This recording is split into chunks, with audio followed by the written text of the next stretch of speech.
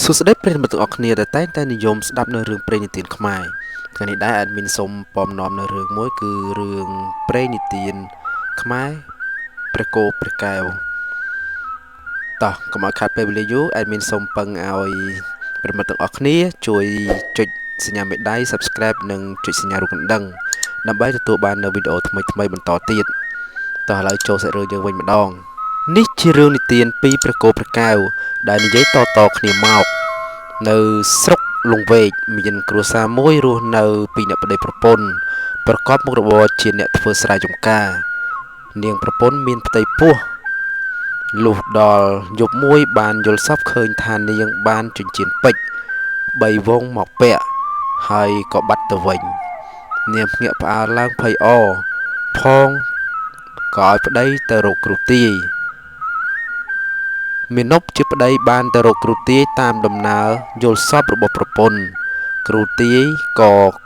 គុណគូមើលតាមក្បួនតម្រាហើយក៏ប្រាប់ទៅមាណពថាបើតាមយល់សពនេះល្អណាស់គឺមានអ្នកមានបុណ្យមកចាប់កំណើតតែត្រូវឲ្យនាងតមគុំបរិភោគផ្លែស្វាយខ្ចីបើមិនដូច្នោះទេនឹងមានគ្រោះថ្នាក់សូមក្មួយចាំសម្គាល់មើលដោយខ្លួនឯងចោះមាណពក៏ត្រឡប់មកផ្ទះវិញក៏ប្រាប់ប្រពន្ធតាមពាក្យដែលគ្រូទាយប្រាប់ព្រមទាំងហាមប្រពន្ធមិនឲ្យបរិភោគផ្លែស្វាយខ្ចីនាងប្រពន្ធលុះកាលពពោះបានគ្រប់ខែហើយនាងចេះតែចងនឹកឃើញឃ្លានស្វាយខ្ចីយ៉ាងខ្លាំងពេលមួយនាងក៏ដើររកមើលឃើញផ្លែស្វាយខ្ចីមួយក៏ប្រាប់ឲ្យប្តីឡើងបេះតែមាណពនឹកចាំសម្ដីរបស់លោកគ្រូទាយហើយមាណពក៏មិនព្រមឡើងបេះឲ្យប្រពន្ធទេដោយធ្វើជាទៅចំការបាត់ទៅដោយនឹកឃើញចងស្វាយខ្ចីខ្លាំងពេករហូតដល់ទ្រាំលេងបាននាងក៏ដើរទៅរកបេះដោយខ្លួនឯងនាងខំប្រឹងស្រវេស្រវាឡើងដើមស្វាយម្នាក់ឯងពេលទៅដល់លើនាងតោងចំមេឃពុកស្រួយមួយស្រាប់តែបាក់ធ្លាក់ចុះមកដល់ដីស្លាប់មួយរំពេចពេលនោះធ្លាយពោះចេញកូនគោមួយនិងកូនប្រុសមួយពីផ្ទៃពោះរបស់នាងចំណែកឯកូនគោកើតមកភ្លាមគឺចេះដើរភ្លាមមួយរំពេចឯកូនមួយទៀតនៅក្នុងស្រោមពោះនៅឡើយកូនគោបានរត់ទៅរកឪពុកឲ្យមកជួយប្អូនដែលនៅក្រោមដើមស្វាយនោះមាណពឃើញកូនគោបានដើរតាមរហូតទៅដល់ឃើញប្រពន្ធដេកស្លាប់ក្រោមដើមស្វាយក៏យំសោកស្ដាយអាណិតប្រពន្ធជាពន់ពេកព្រះគោបានប្រាប់ឲ្យឪពុកលើកប្អូនចេញមកមាណពបានយកកូននោះទៅផ្ទះលុះព្រឹកឡើងមាណព3កូនដើរសុំទឹកដោះពីអ្នកស្រុកឲ្យកូនបៅអ្នកស្រុកបានសួរមាណពថាតើនេះជាកូនអ្នកណាបានជាក្មួយដើររកទឹកដោះគោឲ្យបៅដូច្នេះមាណពក៏ឆ្លើយថាបាទនេះគឺជាកូនរបស់ខ្ញុំចុះម្ដាយវាទៅណាបានជាមិនឲ្យវាបៅប្រពន្ធខ្ញុំធ្លាក់ពីលើដើមស្វាយស្លាប់បាត់ទៅហើយក្នុងពោះរបស់នាងមានកូនគោនិងកូនមួយនេះឯងដូច្នេះអ្នកស្រុកផ្អើលចោមរមើពេលអ្នកស្រុកមកមើលឃើញមាណព3កូនមួយមានទាំងកូនគោនៅក្បែរផងនោះគេក៏នាំគ្នាឆ្ងល់យ៉ាងខ្លាំងហើយដឹងថាមានកូនកើតមកជាសត្វគោឯម្ដាយបែកពោះស្លាប់ខុសគេឯងដូច្នេះអ្នកស្រុកយល់ថានឹងនាំឲ្យចង្រៃដល់ភូមិស្រុកក៏នាំគ្នាជេរស្ដីតាមវាយបណ្ដេញមាណពនិងកូនលេងឲ្យមកក្បែរភូមិមាណពនិងកូនទាំងពីរក៏រត់ទៅរស់នៅស្រុកឆ្ងាយដាច់ពីគេឯងដោយមិនហ៊ានសាងសង់ផ្ទះសម្រាប់ជ្រកកោនអ្វីឡើយមាណពនាំកូនទៅជ្រកតែក្រោមដើមឈើធំធំហើយដើរបេះផ្លែឈើបរិភោគជាអាហារក្រោយមកព្រះគោនិងព្រះកែវរៀងធំល្មមដឹងក្តីខ្លះថ្ងៃមួយពីរអ្នកបងប្អូនចេញមកវាលមួយបានឃើញពួកក្មេងខ្វៀលគោមួយវងកំពុងលេងយ៉ាងសប្បាយព្រះកែវបានសុំបងទៅលេងជាមួយពួកគេដែរដោយបោចវល្លិធ្វើជាខ្សែចងព្រះគោដឹកចេញទៅលុះដល់ពេលបាយក្មេងៗទាំងនោះក៏នាំគ្នាទៅស៊ីបាយជុំគ្នារីឯព្រះកែវគ្មានបាយក៏ដើរសុំគេខ្ញុំសុំស៊ីផងក្មេងៗទេអញមិនឲ្យទេយីអានេះមកពីណាបានជាមកសុំបាយគេស៊ីព ពេលគេស៊ីបាយរួចព្រះកែវឃើញក្របបាយនៅជាប់នឹងស្លឹកចេកក៏សុំគេទៀតតែពួកក្មេងៗគង្វាលនោះមិនឲ្យទេបានយកស្លឹកខ្ចប់បាយនោះទៅជន់ញីចោលរួចដេញវាយជេរព្រះកែវចេញទៅព្រះកែវក៏បានរត់មកប្រាប់ព្រះគោដោយយំខ្សឹបខ្សួលនឹងពួកគេដែលវាយជេរមកលើខ្លួនព្រះគោបាននឹកអាណិតព្រះកែវជាខ្លាំងហើយក៏ព្រះគោនឹកឃើញប្អូនឃ្លានបាយហើយក៏ត្រូវដេញវាយធ្វើបាបដូច្នេះព្រមទាំងថ្មេះដៀលផងនោះក៏តាំងរោល3 ដងស្រាប់តែក្អែលចេញជាម្ហូបអាហារទឹកដែលមានចានពែងថូស្លាបព្រាលាក់សិតសងតែជាមាសប្រាក់ឲ្យប្អូនបរិភោគអ្នកឯងព្រះកែវបាននិយាយទៅព្រះគោថាហេតុអ្វីបងមិនក្អែលអាហារនេះឲ្យឪពុកយើងផងព្រះគោមិនបានទេអាហារនេះគឺសម្រាប់តែប្អូនម្នាក់ឯងប៉ុណ្ណោះពួកក្មេងខ្វៀលគោលោបមើលព្រះគោក្អែលចេញនៅអាហារនិងរបស់របរប្រើប្រាស់សុទ្ធតែគ្រឿងមាសដូច្នេះក៏លោបចាំមើលដល់ព្រះគោលេបគ្រឿងមាសប្រាក់ទាំងអស់នោះចូលទៅក្នុងពោះវិញក្មេងៗក៏បាននាំគ្នារត់ទៅប្រាប់ឪពុកម្ដាយរៀងៗខ្លួនធ្វើឲ្យចាស់ៗក្នុងភូមិមានការនឿយឆ្ងល់ពីហេតុការណ៍នេះអ្នកភូមិបាននាំគ្នាផ្អើលឆោឡោកាន់ពូថៅនិងកំបិតដំបងទៅពាត់ចាប់ព្រះគោដើម្បីនឹងវះយកវត្ថុទិព្វទាំងនោះលោបចាប់បានព្រះគោហើយគេក៏ដឹកយកមកចងជាប់នឹងដើមឈើកណ្ដាលធំមួយនិងមានមនុស្សផ្អើលមកឈរមើលព្រះគោដោយសេចក្តីនឿយឆ្ងល់និងនឹកចងបានទ្រព្យសម្បត្តិដែលមាននៅក្នុងពោះព្រះគោពេលអ្នកស្រុកចូលសម្រុកនឹងធ្វើបាបព្រះគោភ្លាមនោះព្រះគោបានឲ្យប្អូនតោងកន្ទុយឲ្យជាប់ហើយក៏ហោះឡើងសណ្ដោងដើមកណ្ដាលរលំបាក់លើពួកអ្នកស្រុកទាំងអស់នោះធ្វើឲ្យអ្នកខ្លះបាក់ដៃអ្នកខ្លះបាក់ជើងបែកក្បាលស្ទើរគ្រប់គ្នាហើយព្រះគោក៏បានស្រែកប្រាប់ទៅអ្នកស្រុកដែលត្រូវរបួសថាឲ្យយកដើមកណ្ដោលទៅដាំទឹកផឹកនឹងជាវិញហើយពេលដូច្នោះអ្នកខ្លះបានកាប់យកឫសកណ្ដោលទៅដាំទឹកដើម្បីព្យាបាលរបួសរបស់ខ្លួនស្រាប់តែជាសះស្បើយយ៉ាងស័ក្តិសិទ្ធិពិតមែនក៏នាំគ្នានឹកដល់ព្រះគោដែលមានឫទ្ធិបារមីដ៏ខ្លាំងពូកែនិងលែងហ៊ានបៀតបៀនព្រះគោទៀតចាប់ពីពេលនោះព្រះគោបានហោះទៅក្នុងព្រៃដ៏ជ្រៅឆ្ងាយពីភូមិស្រុកនានាហើយរស់នៅពីអ្នកបងប្អូនក្បែរស្រះទឹកមួយយ៉ាងល្អនិយាយពីឪពុករបស់ព្រះគោនិងព្រះកែវវិញបាត់កូនមិនឃើញត្រឡប់មកកន្លែងដើមវិញក៏ស្រែកហៅជុំវិញទីនោះមិនឃើញសោះមាននប់នឹកកូនឥតឧបមាដើររកស្ទើរគ្រប់ទីកន្លែងមិនឃើញទៀតមាននប់ធ្វើដំណើរចេញទៅពីទីនោះដើម្បីស្វែងរកដោយក្តីវិលវល់បំផុតមិនយូរប៉ុន្មានឪពុករបស់ព្រះគោព្រះកែវធ្លាក់ខ្លួនឈឺរហូតដល់ដួលស្លាប់ក្នុងព្រៃនោះទៅថ្លែងពីបុត្រី7អង្គរបស់ស្ដេចនាងជាបុត្រីពៅមានរូបឆោមស្អាតនិងចរិយាស្លូតបូតជាងគេថ្ងៃមួយបុត្រីទាំងអស់គ្នាអបសុកនឹកចង់ទៅលេងព្រៃដែលនៅឆ្ងាយពីរាជវាំងក៏ទទួលបានការអនុញ្ញាតពីព្រះបិតារួចក៏ចេញដំណើរទៅលុះទៅដល់ព្រះស្រះទឹកមួយកណ្ដាលព្រៃក្បែរកន្លែងព្រះគោព្រះកែវស្នាក់នៅបុត្រីស្ដេចទាំងអស់និងពួកហែហោមទាំងឡាយនាំគ្នាឈប់សម្រាកនិងងូតទឹកលេងយ៉ាងសប្បាយនៅក្នុងស្រះទឹកនោះ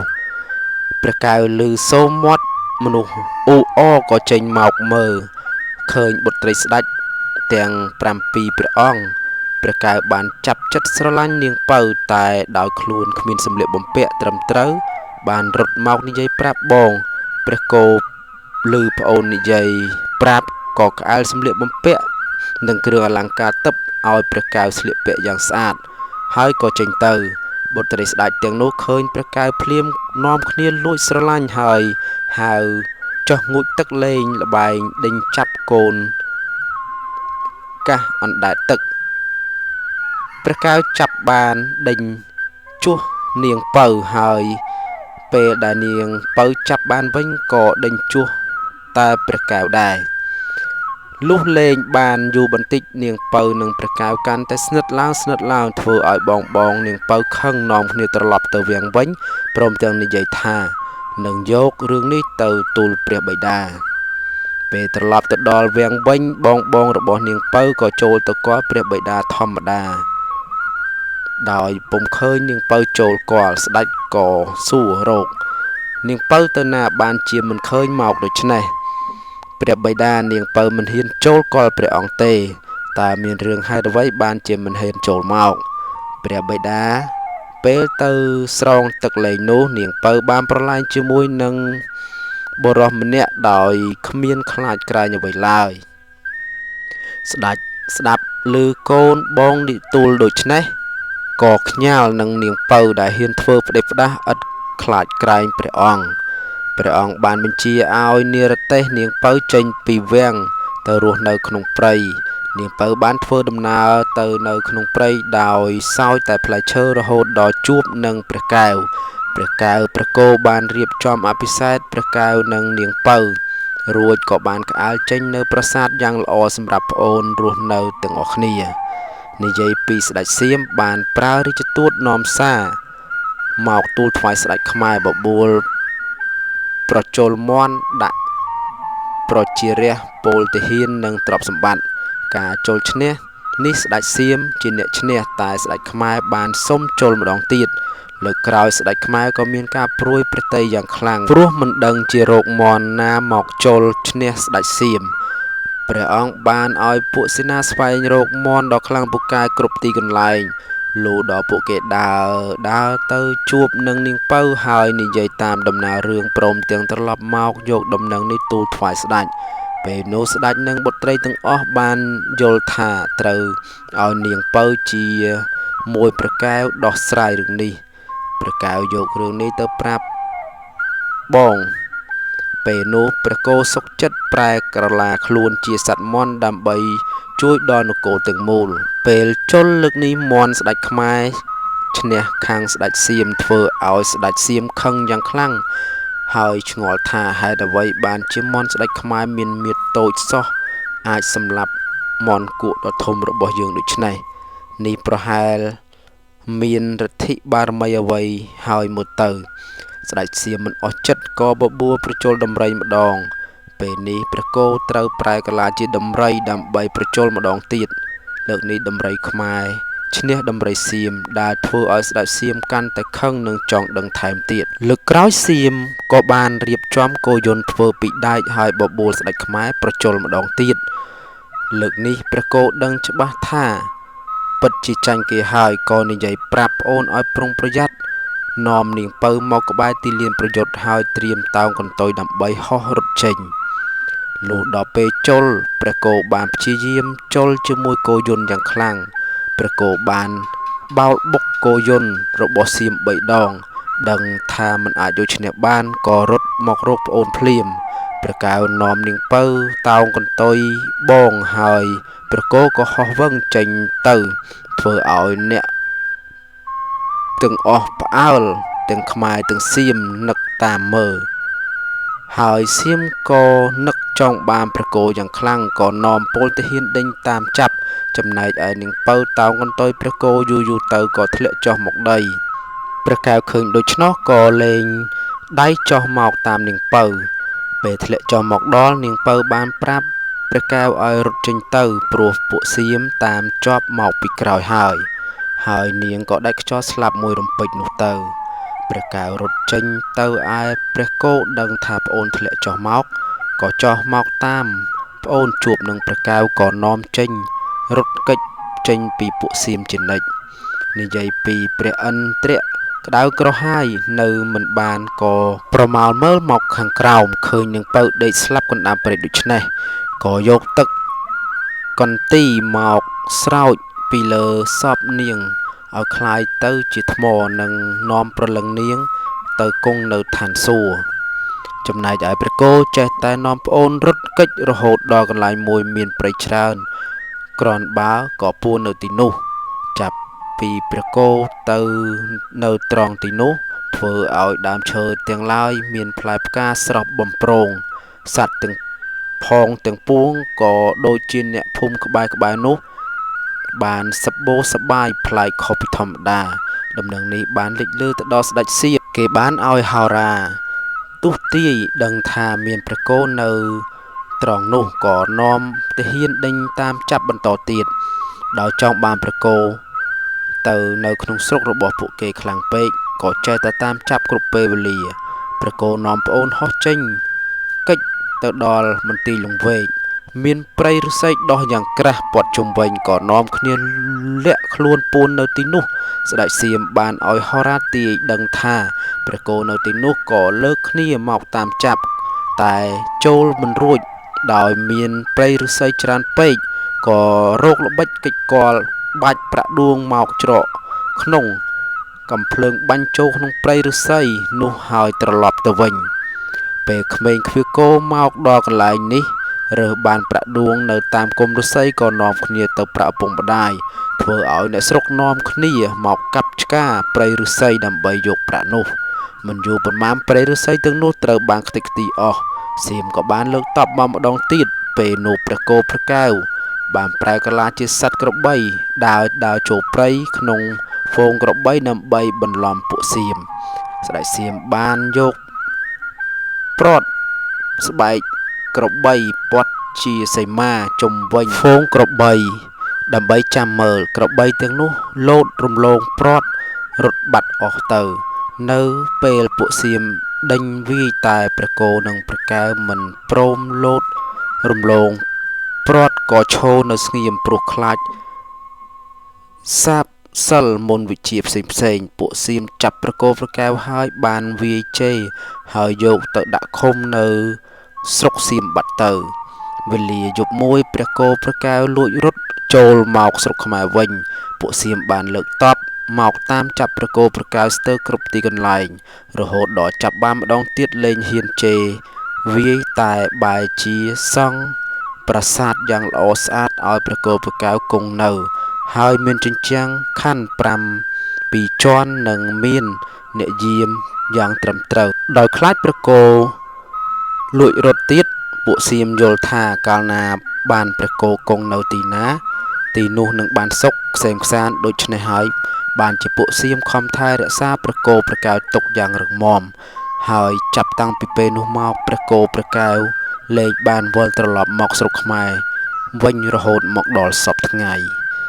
បាទរឿងព្រះគោព្រះកែវក៏ចប់សន្មតតែត្រឹមហ្នឹងហើយ